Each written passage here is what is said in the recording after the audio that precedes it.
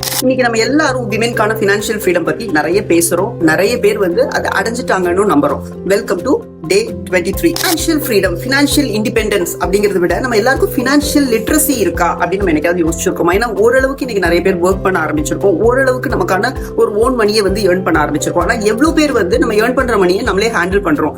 நிறைய பேருக்கு வந்து அந்த ஃபினான்ஷியல் லிட்ரஸி இல்லாதனால வேற யாரோ அவங்க சம்பாதிக்கிற மணியை ஏர்ன் பண்றதா இருக்காங்க. வேற யாரோட கண்ட்ரோல்ல இவங்க பணம் இருக்கிறதா இருக்கு.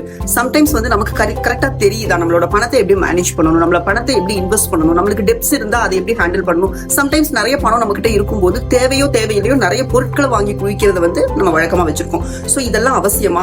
நம்ம கிட்ட இருந்து ஒரு பணத்தை செலவழிக்கிறதுக்கு முன்னால அது வந்து இன்வெஸ்ட்மெண்டா செலவா, லைக் வந்து உங்களோட ஃபியூச்சருக்காக அது ஏதோ ஒரு விஷயம் உங்களுக்கு கிரியேட் பண்ண போதா, இல்ல அது குப்பையா இன்னொரு குப்பையா உங்க வீட்டுல இருக்க போகுதா அப்படின்னு யோசிச்சு நம்ம பண்றது. இந்த மாதிரி நிறைய விஷயங்களுக்கு வந்து நமக்கு ஃபினான்ஷியல் லிட்ரஸி தேவையா இருக்கு.